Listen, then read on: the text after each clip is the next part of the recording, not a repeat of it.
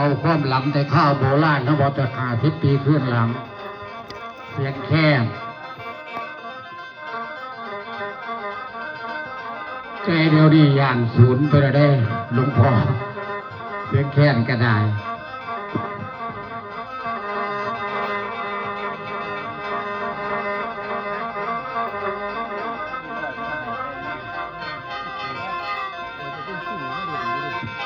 ครับพี่น้อง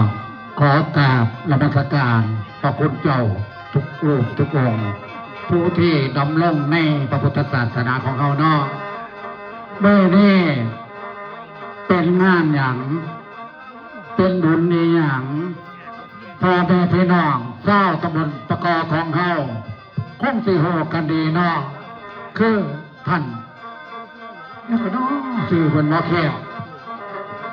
ท่านเจ้าอธิการใส่สนามพี่น้องผู้ที่พ่อแม่เคยได้กราบเคยได้ไหว้คนที่เคยได้สั่งสอนพ่อแม่มาซึ่งพันมอรณภาพจากพ่อแม่พี่น้องเจ้าตำบลตะกอเข้าไปแล้วส่วนพี่น้องทุกคนทุกหมู่บ้านในตำบลนี้เตรียมตัวกันมาเบิ่งซอยกันกินข้านน้ำกันพี่น้องแต่ว่ามาอย่ามาซื่อๆได้มาเฮ็ดบุญบุญนี่เฮ็ดยังบอกคือเฮ็ดบุญตัวคุณยังบอกคือคุณพ่อคุณแม่แกยังบอกคือแกวัดแกว่า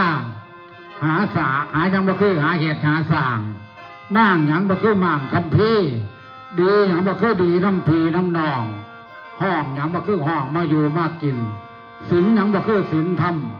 คำยังบอกคือคำอย่อยังบอกคือย่อขาผู้เฒ่าพี่น้องดีแน่นอนย่อขาผู้เฒ่า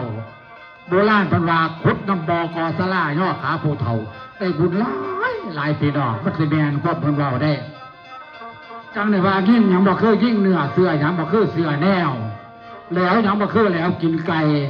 ในยังบอกคือในอำนาจขาดยังบอกคือขาดทรัพย์นับยังบอกคือนับมือนับวันในพี่น้องเกิดมาหนีบ่พ้นตัวนี้ทุกคนไม่ใช่ผู้อยากจักคนนั่งอยู่นี่ก็บ่อยากผู้ผมยืนอยู่นี่เล่าอยู่นี่ก็บ่อยากแต่ว่าไปบ่มได้กินบัดทุกคนควบใจพี่น้องนี่ฉะนั้นก่อนสิตายสร้างไว้คุณงามความดีเฮ็ดไว้บุญนั้นเฮ็ดเพื่อกันบ่ได้ผู้ใดเฮ็ดกับผู้นั้นได้มีอาเสบาทให้หลวงพ่อจะมาเศร้าผัวนางอยู่เพื่อนสาธุค่อยๆได้บุญนั่นไม่เด้อจ้างกับบ่ได้บ่ไปใส่พี่น้องแต่ว่าเฮ็ดเพื่อกันบ่ได้หาซื้อบ่มีบ่อนขายคือบุญพี่น้องบ่มีบ่อนขายบ่มีขายหายเฮ็ดเอาจังได้มื้อนี้มีหมอลำตัวพี่น้องย้อนดึกแต่เก่าแต่หลังเฮาแต่พ่อแต่แม่แต่โบราณมาเว้าเพิ่นให้เว้าหลายลำโดนนะพี่น้อง2 ชั่วโมงผู้ขาแล้วก่อนลำมา300มันคือเบิดบ่2 ชั่วโมงก่อนลำผู้ขาพี่น้องเอาไม่ฉะนั้น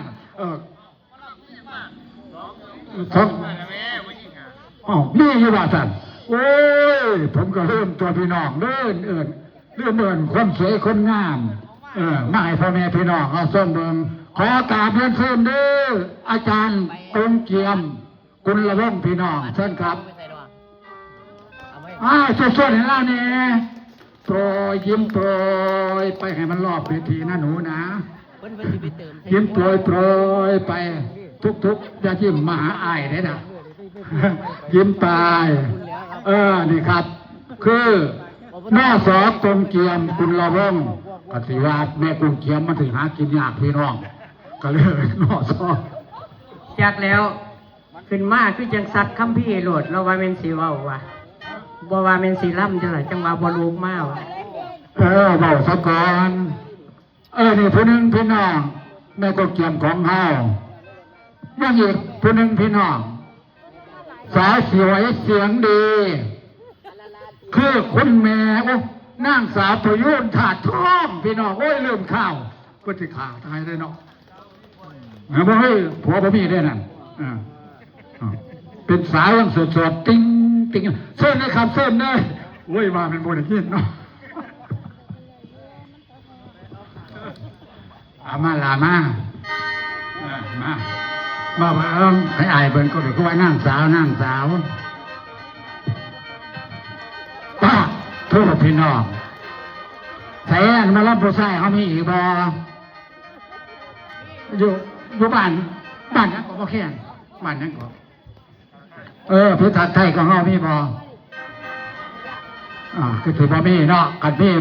เสิร์นขึ้นมาลำกันในพี่น้องล่ำน้ำกันบ่เป็นยังไงพอได้แพงในเวลาล่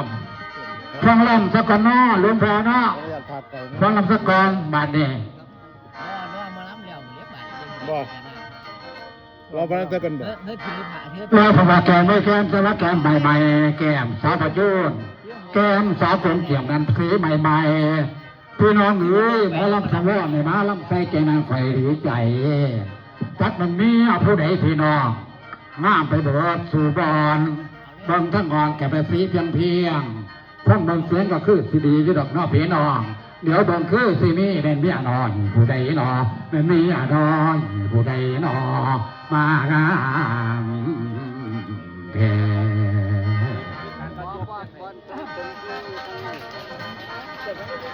โอ้ละนอ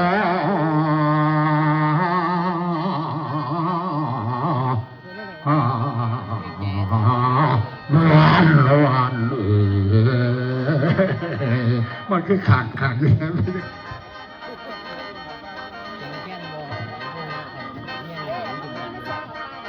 แม่นว่าเด้นายเกียบปราศนาดอยคุณครับเกียบปราศนาดอยคุณครับยับประพังลำก็บ่อนคือลำสิ่งพระกไปเองนี่นานไปเห็นบ่อนนักนั้นเดินนักไปหน้าอ่อนต่อมาคือโดนต่างทิ้งนางนานเดินนางพระกันเองนางนานน้อนางพระกันเองนี่คือเห็นเมตเห็นพลฟังโดนรถที่หัวจักนักบอกกระมาเสาเสืองย้อนของ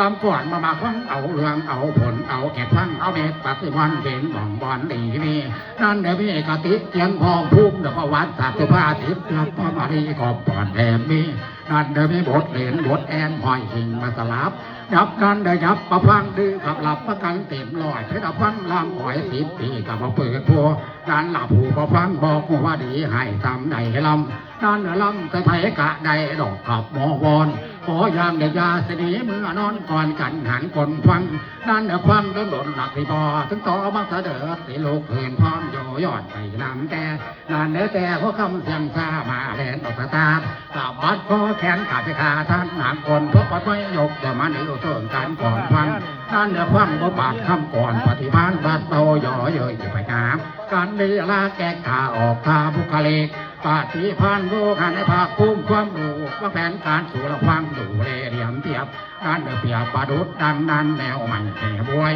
ที่องค์ก็ประกอบด้วย3 ส่วนในสนามข้อที่1คือหมอลำไส้กระทางมุมแดงได้เห็นกระปดเขาแก่มาลำขี่เมยอง2 หมอแค้นในกระเทนยังอ่างแต่ภาษา3 นางละ3 น่ะแม่นเท่าปันตะท่าทานจัดหินไฟด้านเหนือไฟได้หนักสีเบาตรงเสียงเชือกองทางด้านเหนือทานโคตรเรียกหลงชนะไปตามจางนี้ดีกว่าผมเอาแล้วนานเนื้อแล้วจะบอกงูเจ้าแล้วนานเนื้อแล้วจะบอกงูเจ้าสิบอกธรรมชาติการผลนานละผลก็งาน3 เล็กละเพราะ3 หัวขอมาก็ตามลำต่อ3 แผลแก่โจเรื่องฝาดก็ผสมบทเสนอมาพี่น้องการก่อนเรื่องก่อนขาดนั่นเนื้อศาสนาขึ้นก่อนแผลเตือนตามยุคหรือพูดจาทำในสังคมโลกกลมบนเป็นแม่ดินลมไฟนาไฟน้ำสั่งก็พอล้มหลบสลับตากผ้าเขียวลำแดงเกี่ยวทันแต่เดี๋ยวนี้ยังบ่ท่านเข้ากันบ่ท่านกันก่อนเด็ดเลิกจักน้อยก็จะลงตบมือลูกคือเกี่ยวมาพรนี่ลาครับที่ละหมอสังว่าหมอลำบ้านน้ำท่วมพบกำลังลำเล่งลำเด็กเก่งว่าเก่งกาสิหูดีหายให้เบนเอาเอาพี่น้องส้มผู้เฒ่าว่าอยากเห็นหนังมาล้ำมาใส่มาใส่ได้บ่ว่า สั่งแรกนี้ในการเลยว่าสวัสดีพี่น้องผู้มาผมในห้างพี่ครูบาอาจารย์มาตาไหลหนาท่านรวมตาพระผู้ทานคงทำดำแพงพวกพ่อแม่พี่น้องน้องจะนับถือผมบางคนใจซื่อกับมือใส่หรือเพียงตาขอไหว้พระอาจารย์กับพ่อข้านวัดนี้นอกกันให้หลายทานเพราะเป็นงานเองไงผมขอไหว้ทุกฝ่ายท่านกำนันผู้ใหญ่บ้านงานนี้คะแนนดีผู้ปฏิบัติหน้าที่ทั้งฝ่ายปกครองผู้พันห้องการไก่เพื่อภาษาไหลหล่น เขตตำบลกระไหลบ้านประสานกันในทัวมาร่วมหอมหกมันงานนั้นกระจังเดินเพิ่นจังเอิญเรียกว่ากำนันเป็นบุคคลสำคัญผู้ดีมีไหวมือนี่ว่องขอไหวพอกำนันเวสาก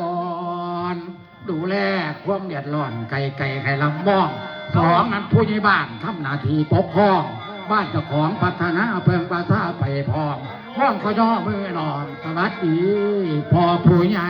ได้นั่งหลังนี่ครับ ใจใส่ลูกบานตนผ่านเป็นผู้นำไหวไปเบิดทุกกรรมถูกฝ่ายใส่งานไปเป็นการสัมพันธ์ถูกคนเตรียมพร้อมซ้อมงานวันนี้ดีจริงพร้อมพำผมมาลำจังสีก็มีหนาว่าแยมใส่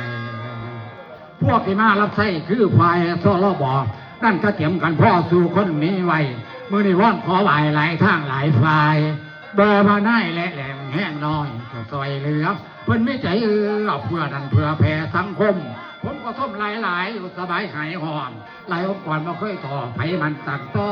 พวกเป็นแพทย์พวกเป็นหมออสมพร้อมนั่นหันหน้าเขาใส่กันทุกท่านที่มีเกียรติสูงสักด้านการมีใจรักต่อกันสันเพื่อนเดือนในดอกประดับฟ้าเวหากายัน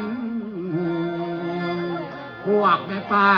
พวกก็รู้ว่อนก็ไว้ทำมาล้ำไห้เราซอยงานล้ำบดีพร้าวให้ปล่อยแสงในเครื่องใจขอไพ่น้ำไหลพอถูกใจซุ้มเจ้าคือกระเพรากินเข่าบางข้าวแซ่บอร่อยล่ำจังสีพี่น้องบอกเกิดหูเนียดหน่อยไพ่ไข่เผลล่ำผมพูดนะผู้ล่ำนี่นะอยากให้ดีเลยล่ำอยากให้มวนไพ่เลาะอยากให้เหมาะผู้คนก็พร้อมจนหลอกใจซ้ำบอกผลล่ำพี่น้องขั้นเสียงดีขั้นเสียงหายที่ลำไปแนวไรมันก็ได้ดอกตีพอบ่ได้ยอโอ้โหว่าโตดีว่าเก่งหลายมื่อนี้ว่างขอไหวทุกฝ่ายที่มาดูพอถึงรู้ถึงใจโปรดอภัยบักวอนด้วยหาเสียงสุดหาเสียงสวยบ่อำนวยเจ้าเปิดปองขออภัยน้ำพี่น้องหัวห้องดากาผมเดือคนสมโอ้ยน้อเอาหงในเด้อเอาพวกสลัวเนี่ยคอยมาคนพวกให้ยานไฟได้อีนี้ตัวละอันนี้พวกนี้เป็นหมอลำก่อนพี่น้องแล้วฝ่ายความแน่แก่ไผ่ฝ่ายหงายได้แก่ไผ่ฝ่ายความแน่แก่กระผมเองหมอลำสังวรบักผู้หายใหญ่บักนำบ่อาบบักนาบ่ล่างบักพิษพันบ่สีบักหนีบ่ใส่อะไรที่เราพี่น้องเบิ่งเอาแล้วฝ่ายหงายอันนี้แล้วจะเล่าศึกษาทันง่ายไงพ่อแก่แม่เอาฟังเรื่องแล้วบักทุกวันอยู่บ้านไหนเมืองไหนพี่น้องจังหวัดอำนาจพุ่นหรือเดียวกันอยู่บ่เฮาจังหวัดเดียวกันอยู่บ่หรือพี่น้องแล้วบ้านน้ำท่วมตำบลเผยอำเภอหรืออำนาจจังหวัดอำนาจเจริญแล้วมาซอยการซอยงานในค่ำคืนวันนี้หายดีที่พร้อมมวนบ่มวนกับรับร้องห้องตัวบ่ได้ดอกพี่น้องเพราะว่าผู้เฒ่าล้ำเนี่ยบ่เป็นผู้เด็กหน่อยบัดนี้สิขอไล่น้ำโตจังหน่อยยาวมาแค่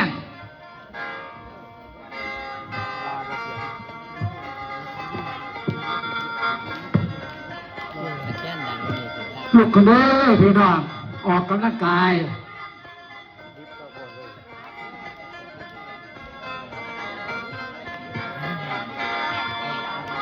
เอาเรื่อง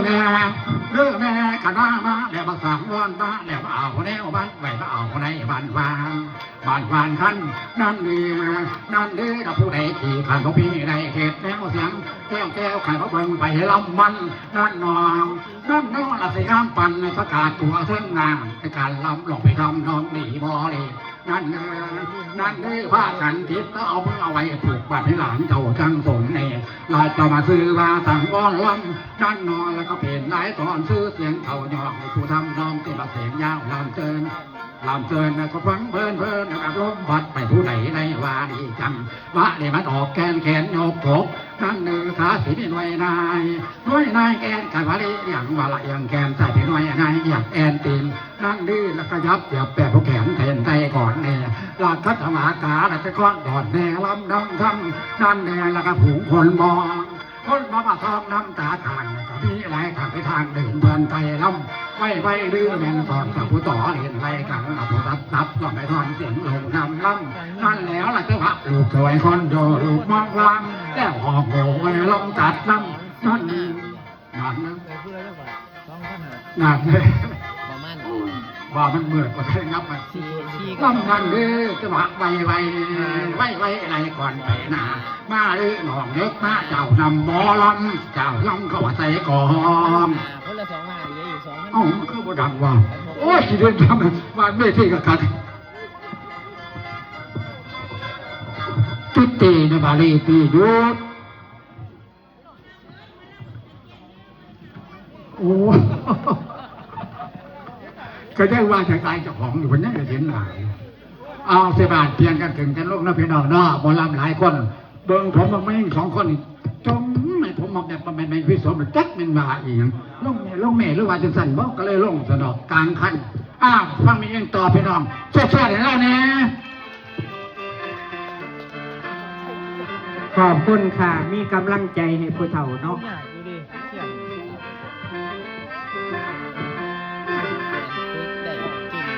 ว่าเห็นหน้าเห็นตาหมอลำบัดหมอลำคือเหลื่อมตาถือกันว่าเห็นหน้าผู้ฟังได้บัดเข้ามายังก่อนไฟยังก่อนไฟสุราหรือไฟยังก่อนมันของอัดมันโอ้ดิมันคือโลกได้มาบหน้ามาบหลังอยู่ที่นอก ก่อนอื่นผู้ขาดิฉันกงเกียมกุลวงศ์ยกขึ้นไว้เนื้อเก่าเท่าขึ้นไว้เนื้อตาว่าขึ้นไว้เนื้อหัวสมมาหลวงปู่หลวงตาหลวงเน้น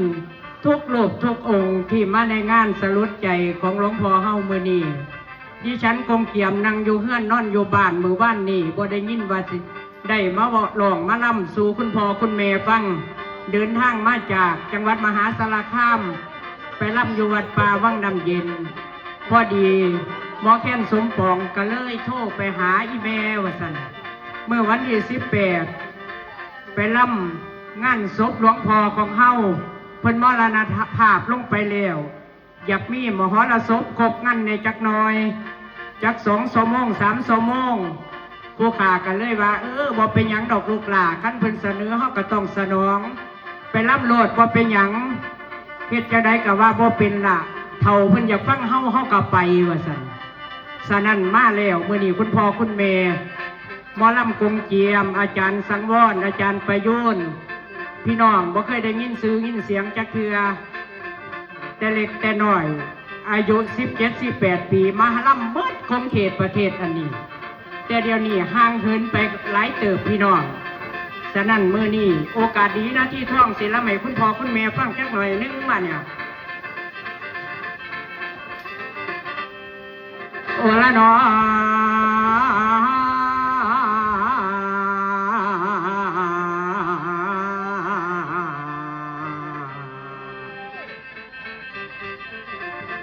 แล้วว่าสาธุสาธุพุทธรัตนังธรรมรัตนังสังฆรัตนังลาจัดเป็นลาแก้วทั้ง3คุณศีลคุณธรรมจงนำจิตนำตามจงนำกังนำเลื่อมขน้อยไว้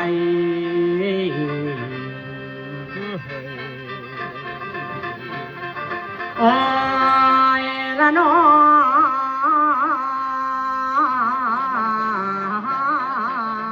นวลนวล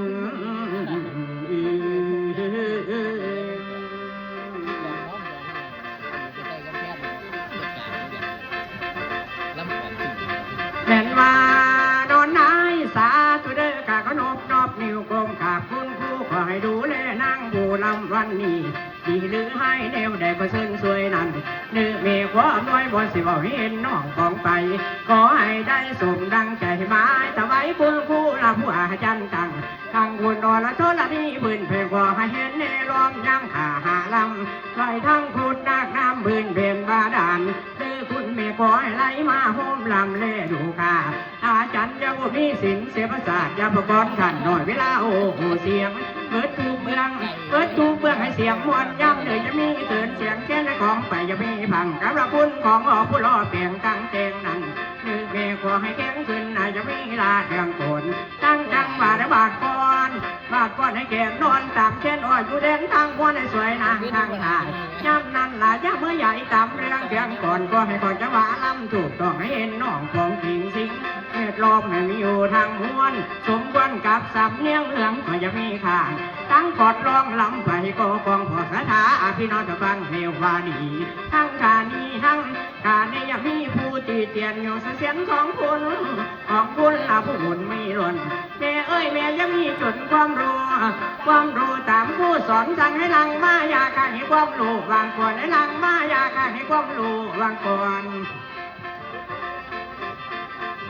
โอ้ยมาหาวเถอะเว้ย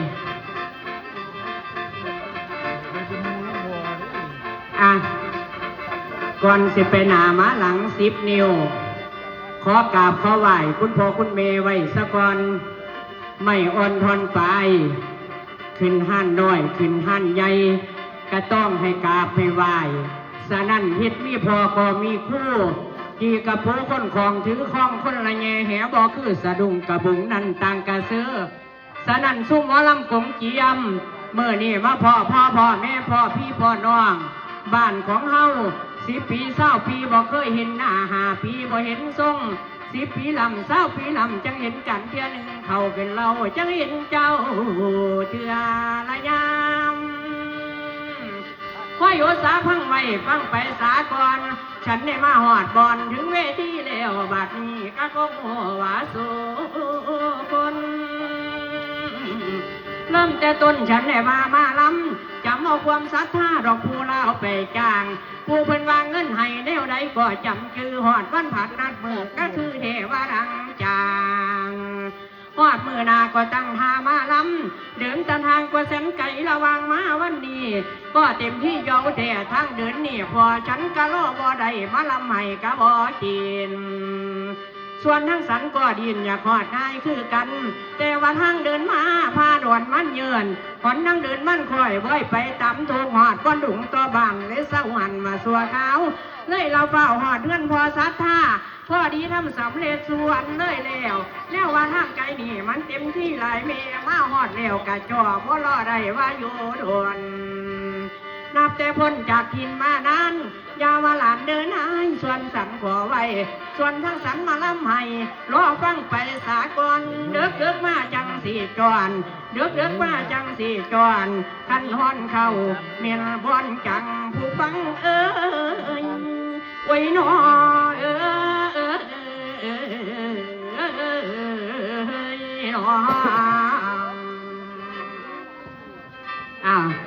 ดิฉันกงเกียมกุลวงศ์ผู้จับไม้ไฟซองหน้าผู้ทั้งข้างผู้ขาเมียนหมอลำประยุนถาดทองเดินทางมาจากอำนาจเจริญสีจังหวัดเดียวกันอยู่ที่เนาะกับคุณพ่อคุณแม่ได้ยินไกลทางมาลงรถปรับมาข้าเจ้ายางไกลไปทั้งอุดรกามี101 เกตฟองเยี่ยม29 แม่ขดายกามีอำนาจเจริญกามี10 บ้านสาหาบ้านเลือมาทำบุญมื้อนี้สลดใจน้ำหลวงพ่อของเฮาเพื่อเพิ่นนี้จากโลกนี้นี้ไปอยู่โลกหน้าหากินป่าวังใหม่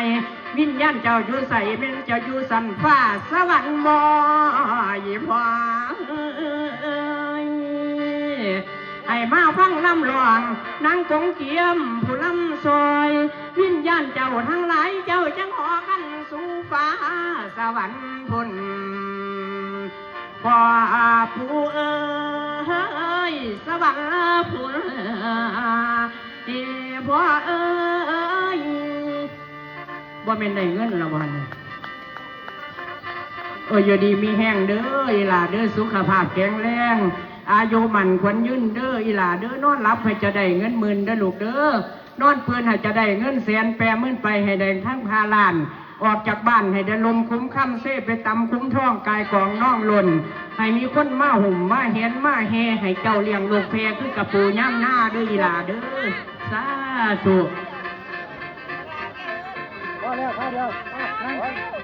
แต่ว่าเงิน100 บาท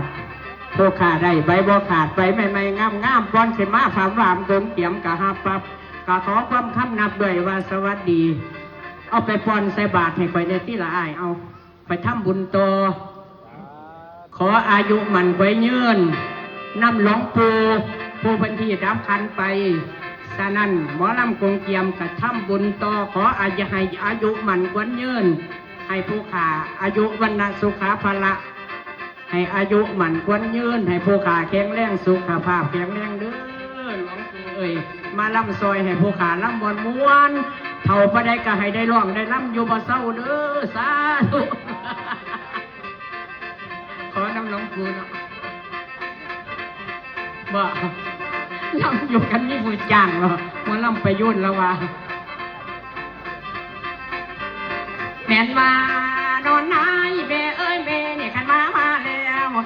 ล้วนะผมเกี่ยมมาแล้วมาเอาแนวมันไว้มาเอาได้มันหวานเด้อผู้ใดกี่ข้างว่ามีได้เหตุแนวนี้ถ้าเจ้าเขาว่ากุ้งเกี่ยมอย่างสิมีคนเทียบประเภทกลางลำหลวงเสียงห้องพระปั่นเสียงห้องมงเสียงละนาดฟาดตรงลงตุ่มใส่กันบ้านอยู่นั่นคืออำนาจเมืองลือยังเอกาบ่มีแฟนโซนนอนเดี่ยวแรงไปน้อยยังเป็นผู้ยังมีผู้ผูกหันเมื่อไว้ความสองความรักน้องว่ามีเจิดจางหายใส่ใดที่บ่หลอกยิ่งลองหล่อเชิญเมื่อบ้านจัดงานเป็นผู้ปิดประตูเปิดห้องร้องแม่สิว่ายังเสียงดังจนคนฟังเหงาซึ่งสู่บนคืนนอนแกงวันนี้บ่หนีมาโลดพี่บ่ได้อวดโก้ห่างมาทั้งหลังทางทานผ่านมาหลายเลวนั่งกัดเถียวกัดฟันกัดปันยังยันหาความเก่าเศร้าดอนว่ายอมเตรียมไว้พร้อมเดาว่าซื้อกุ้งเกียมเด้อคุณแม่บ่แม่นกุ้งเกียมบอกแม่นกุ้งเกียมเท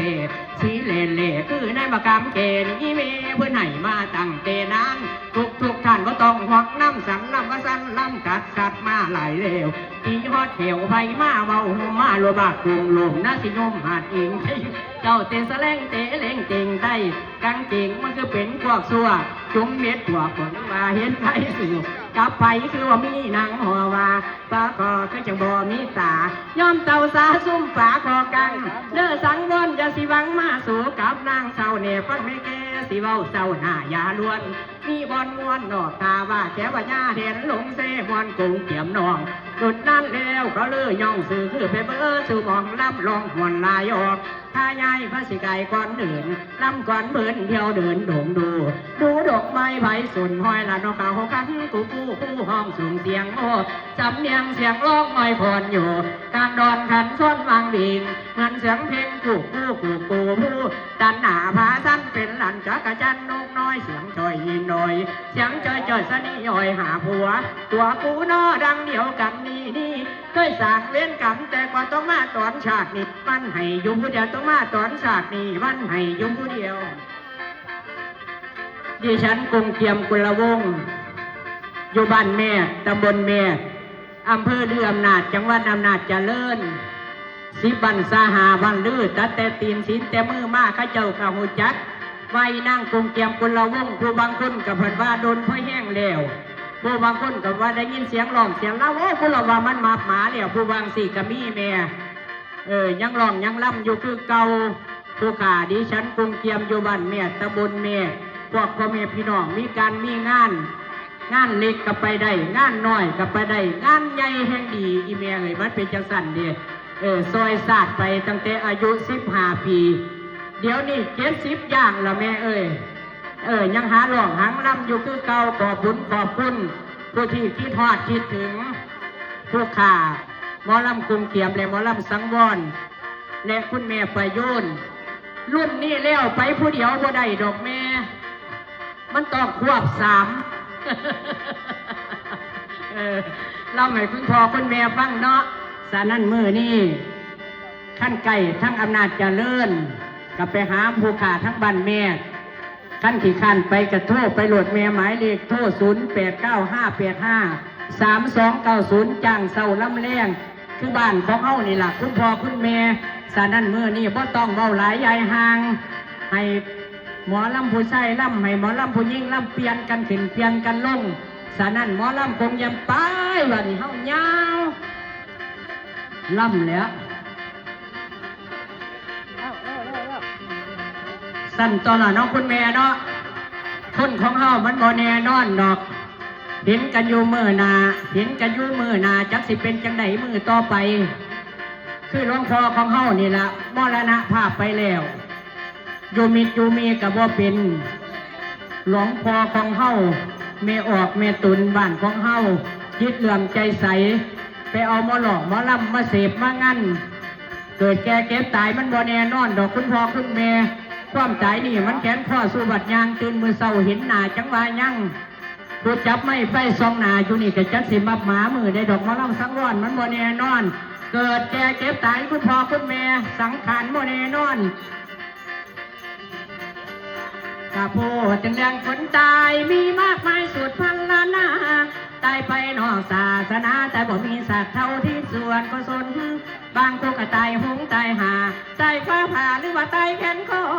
ทำบุญยังไม่ทานพอถึงวันเร็วนอกก็ตายเอา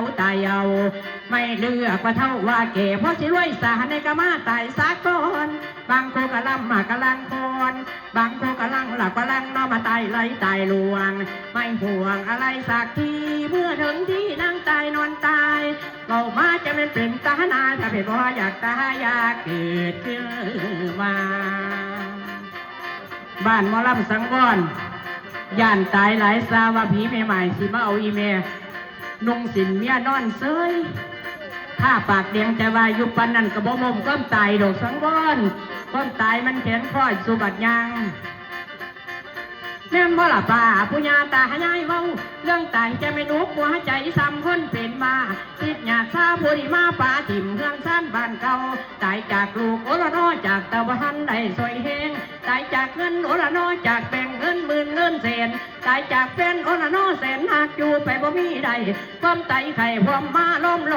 ลูกปากตายจากพ่อผู้ญาตายจากเท่าไหลเทเตเห็น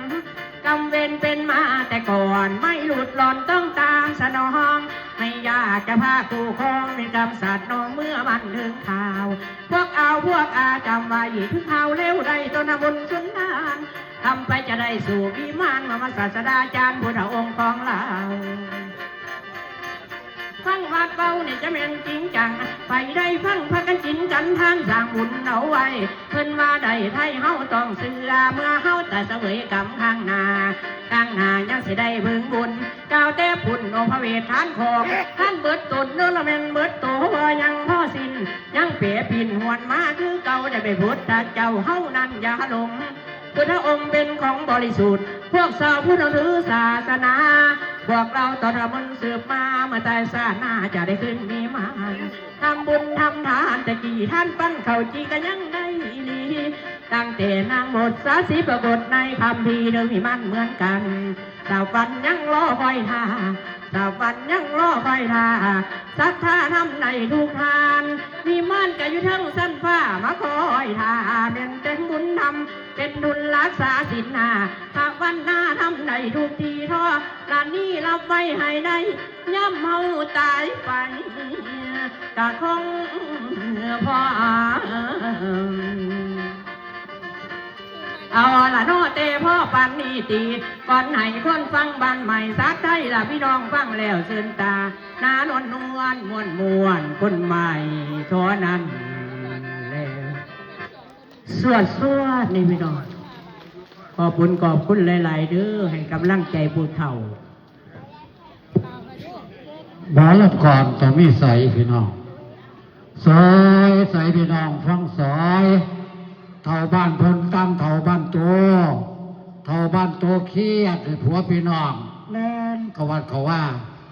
ไปจำศีลภาวนาบัดหอบวันศีลเขามากกะคักบูชาดอกไม้กบฏีที่แม่อรหังสัมมาสัมพุทธาพระเขาจังสี่กว่าซอยฟังแม่ประยุนสารพี่น้องเป็นจังไหนมาแต่วัดป่าวังน้ำเย็นทั้งออกเราไปเสียงนั่นเนี่ยผู้เฒ่าเนาะผมกับสองสีล่ะเนาะไม่ใหญ่เนาะจักอยู่ว่าเจ้าของเฒ่าไม่ใช่เฒ่าไปอีกเยอะ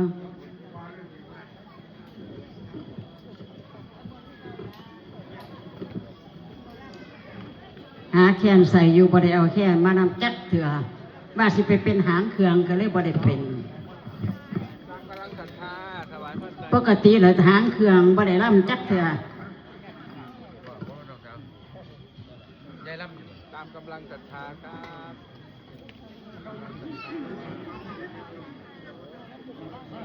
ใครพาขึ้นไปเนาะ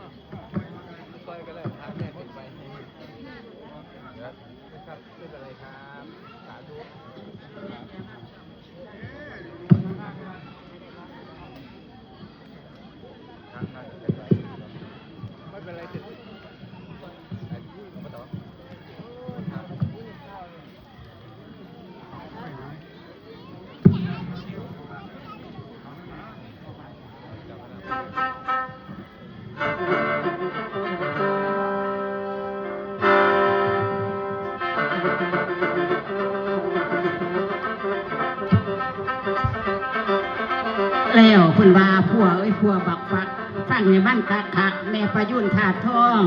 อ้ำเสียงเห่าเสียงหองสมฤสมสาบ้านอยู่พุ่นเด้ออิเมยาบ้านขุกองจำเอาคุดขอบปุ่นของเฮาตำบลกะหากเป็นอำเภอนั่นก็เป็นแกนคุดขอบปุ่นเด้อคนขึ้นจังหวัดอุบลไผเสียมใจมีงานก็ให้เจ้าที่ต่อถือหรือแพงก็เชิญไปลูกพ่อขอต้อนรับยินดีบ่ให้เสียศักดิ์ศรีแม่ประยุนถาดทองอยู่ทางบ้านผูกกองไปนำจ้า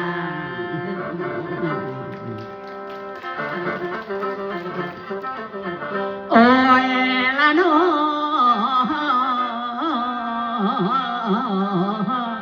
ละนวล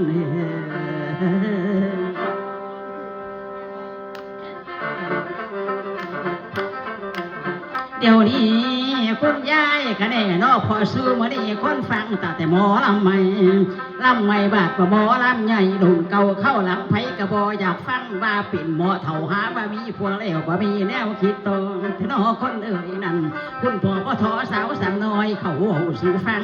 สาวสังน้อยลำบ่มวนกะสั่งลำบ่ดีกะสั่งเอามาแต่บ่มีผัวกับไปตัวมันกูตัวก็พ่อเบิ่งซื้อคือลิงกะจางลำห่างสังก่อนจางมาเต้นอีกจนฝนทาลำวงเห็มเป็นทรงห้าไหวใส่เอวกะพ่อเลวดีกว่าดีก็ตามแล้วฟังไปแจ้งหุงเด้อพ่อฟุ้งพ่อรู้แม่ป่าฟังตื่นยังขึ้นแจ้งนานลาแจ้งก็แจ้งย้อนตื่นกับเพิ่นเอ่ยลำยาวจักแม่นเศร้าก่อนใดใส่กันจนยุ่งพวกพ่อลุงหรือป่าทั้งหลาพวกพ่อนั่งอยู่น้ำสอดแจ้งบ่มีได้เรื่องเล่ามาเตือนกับเต้าบ้านพวกหูมาถามพ่อเอ้ยพ่อเป็นจังใดละมองลำซ้ำใดขึ้นนี่มีอะไรเขาบอกให้คนฟังจับแนวการทั้งทำจุดเกี่ยวผู้ใดได้เรื่องใดไผผู้ใดไผผู้ฆ่าที่ผู้บ่มาเขาถามอยู่เฮือนค่อยเจ้า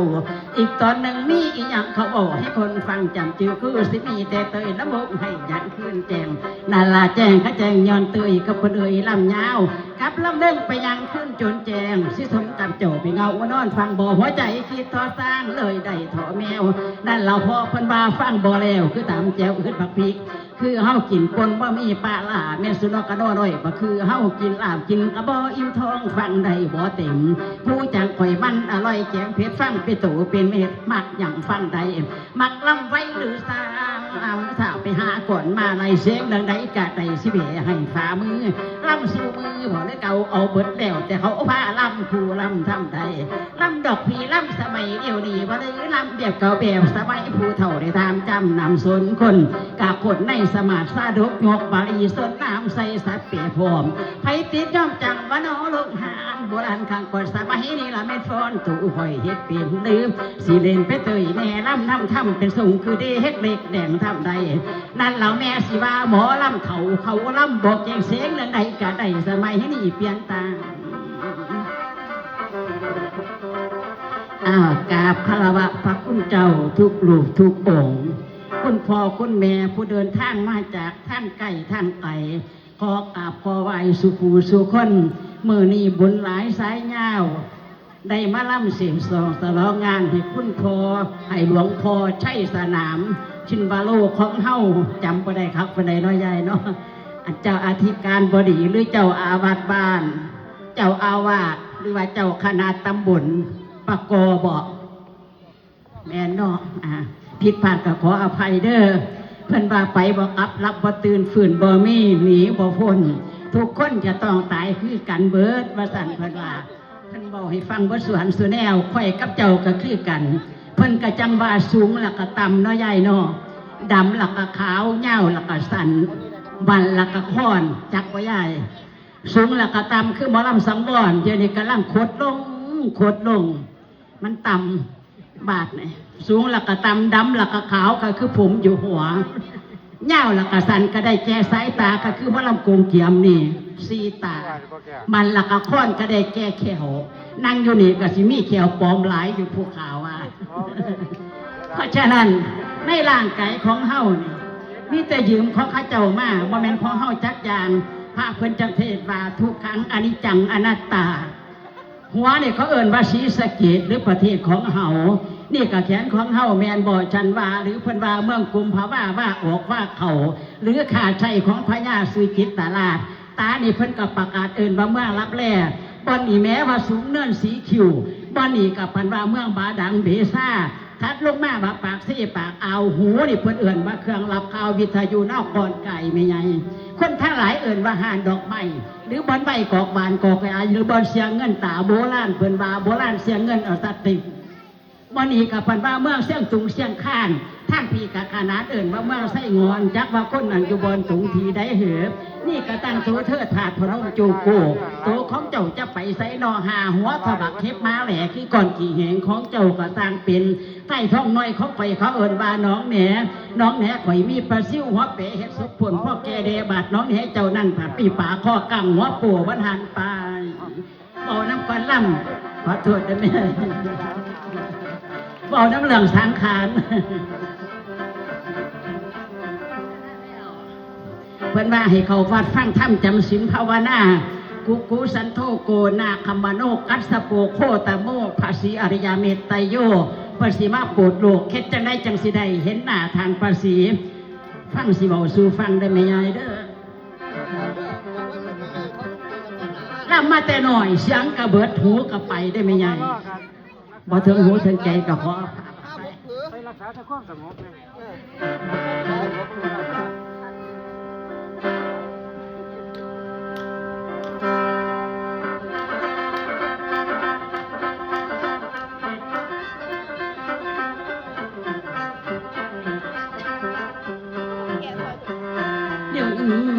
คุณนายก็ฟังเด้อเจ้าไปเถ่าแก่ขุนสารฟังเด้อเจ้าไปเถ่าแก่ขุนสารลูกของภาษีอ่านเคยเห็นแล้วบ่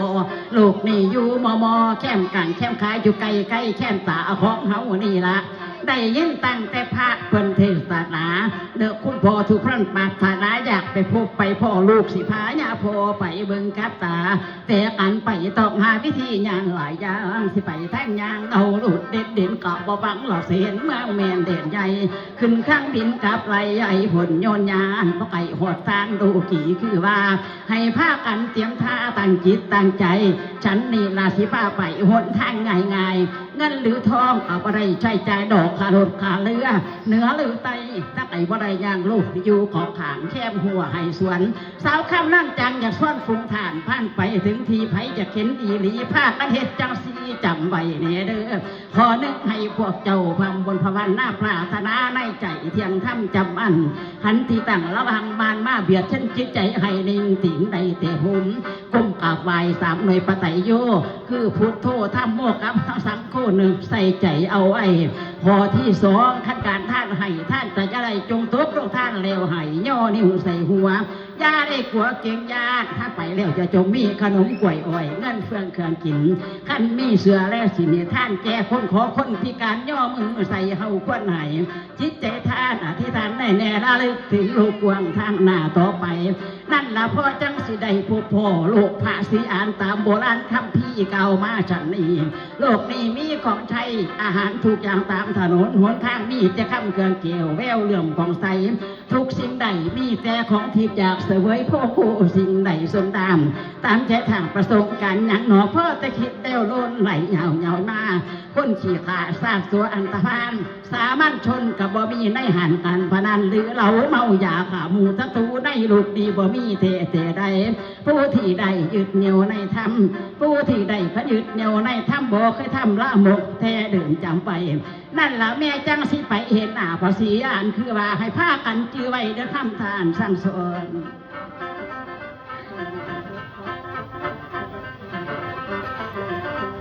ละเบาหลายใจห่างกับพอดีเวลากับพอหลายผู้เอาเงินมาให้ก็ให้มีความสุขความเจริญได้ไม่ใหญ่เด้อลูกเต้าเราเหรียญเอาเงินมาให้ผู้ละ100 บาทให้มีความสุขความเจริญคิดเงินให้ไหลมาเป็นกล่องคิดทองให้ไหลมาเป็นสังให้นางกินนางท่านโรคเจ็บแขนก็จะได้มาหาโรคเจ็บขาก็จะได้มากไข้วัดไอพยาธิห่างสิ่งพ่อยไพ่พยาธิหายไก่ข้างห่างหนีนอนหลับให้ได้เงินพันนอนฝันให้ได้เงินหมื่นนอนตื่นให้ได้เงินแสนเป็นมือไปให้ได้แก้วมานี่สู่ถูดให้จะมาพานบ้านให้จะมาลาวียางลุ่งถูกจะได้ทองผีปงยางลุ่งทุงจะได้ทองผีร้องมีลูกหลานเล็ดหล่อนใช่และหญิงให้เว้าง่ายสุขสบายก็จงได้มาห้อมเจ้าดอกสวนหามห้องลมสมอแค้น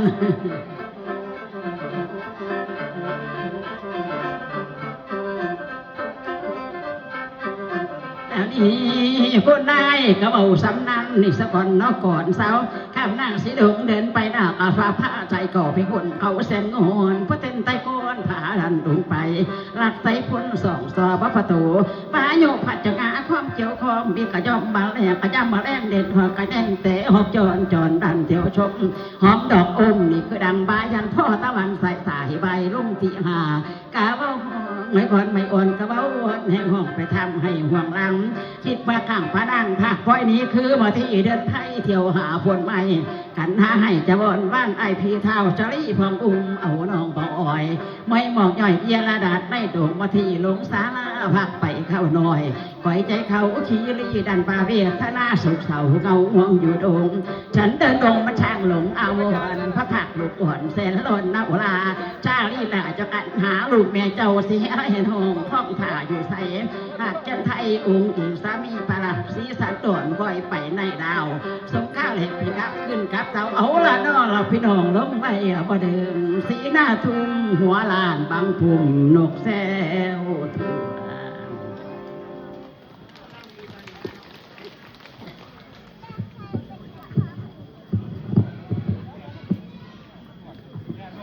ดวงบ่พี่น้องขอบคุณหลายเด้อพี่น้องให้กำลังใจ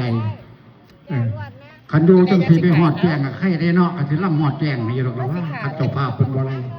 เพิ่นให้ล่ำ2 ชั่วโมงนะมาแต่ไก่พุ่นบ่มาไก่เพียงเม็ด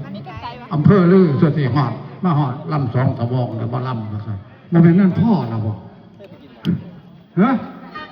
พ่อละบอกกรรมการกับพ่อก็จะลองเด้บอกหยอกกันพัฒนาพี่น้องใจน้อยหัวโบราณเว้ย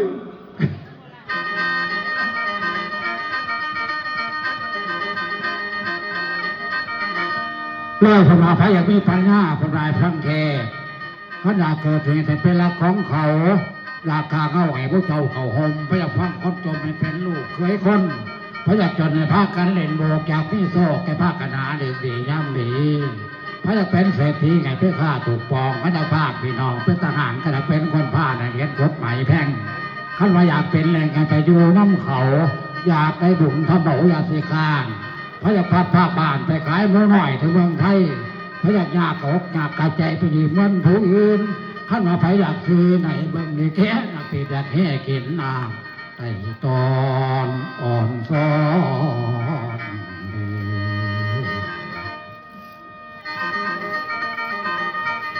โอละโน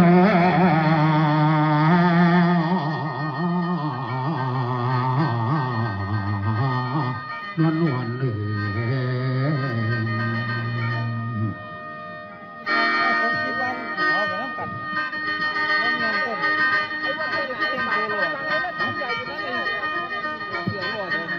แม่นว่า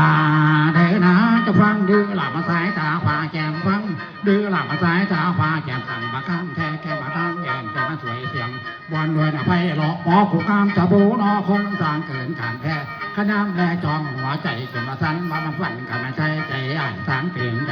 คงที่จะเป็นเส้นใจจอดจะเป็นสะเป็นเส้นตักชักว่าลงหรือมากันแต่วันมาพอเข็นหลายคนคิดเหงาเงียบเกือบที่บอกรักจะทนไหวก่อไข่เมื่อนี่เนอละก็เมื่อนี่ได้เมื่อนี่เนอละก็เมื่อนี่ได้โอกาสทีนี้แล้วก็เป็นย้ายความ